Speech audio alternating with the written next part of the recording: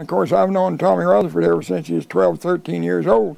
You see, his dad, Jim Rutherford, was a representative in Bernalillo County in the years that I was Speaker of the House back in the early 60s. Tom Rutherford's career in politics started when his dad, Jim, asked the then Speaker of the House, Bruce King, if his young son could be a page at the Capitol. I think we paid them all $5 a day, and they were supposed to do the things that pages do. But Tommy was always so interested in what was going on.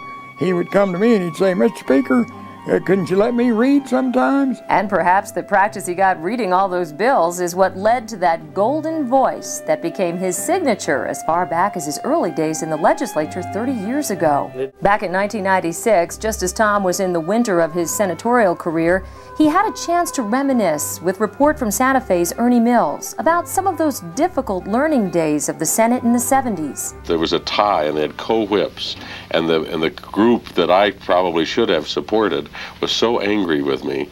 My committees that year, I served on the parking committee and the coffee committee. That was it. And if there'd been a chair out in the hall, I'd have had it.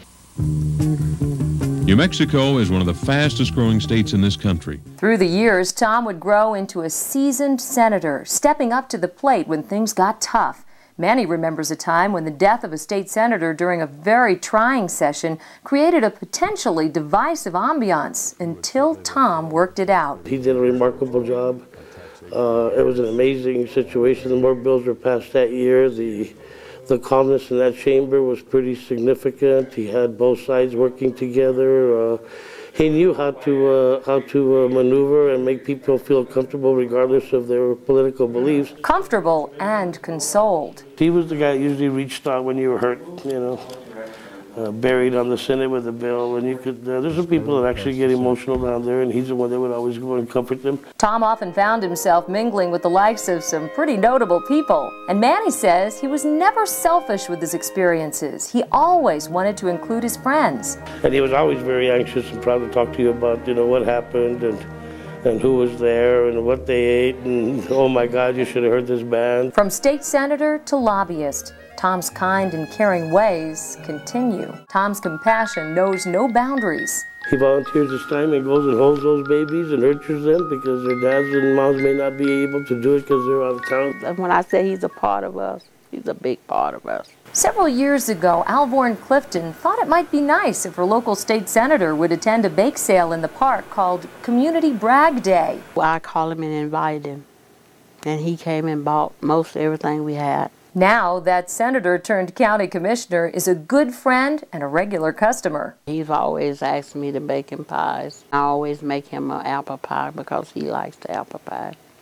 So I always throw that in. The Southeast Heights Family Health Center, the dental clinic, the public health field office, just a few of the many projects Tom's helped with. I don't think we could have done a lot that we've done without him. A man whose heart is with his people.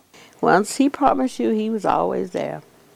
And he's never turned me down.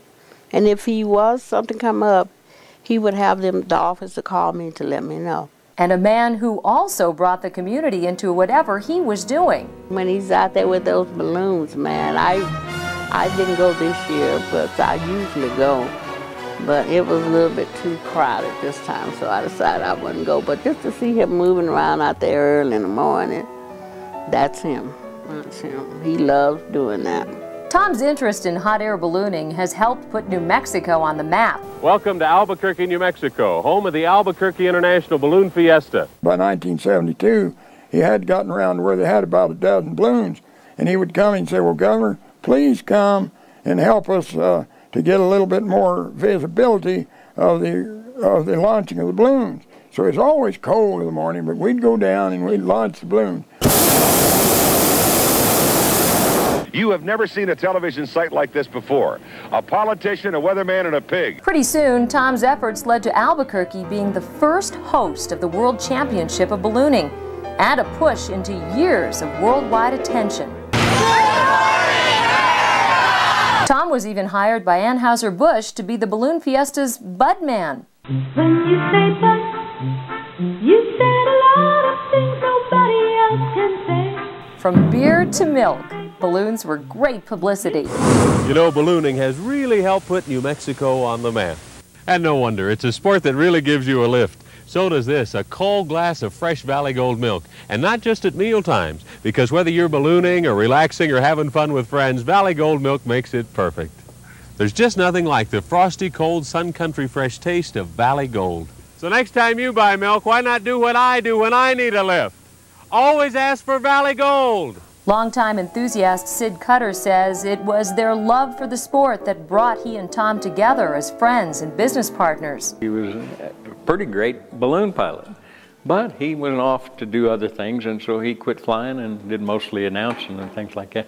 So I'm sure, you know, once you're a politician like he is, he'll want to stay in it some way or t'other. Others don't think going off the county commission will have much of an impact on Tom's dedication to those he serves. Tommy will never leave the people. He's like me. He's always very interested in the well-being of all of the citizens, particularly the middle-class citizens of New Mexico and those that have no representation. A man of help, a man of hope, a man whose legacy will endure.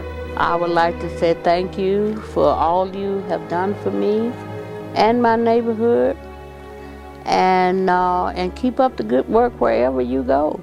And don't forget me. And my pies. Well, I don't think he'll ever forget my pies.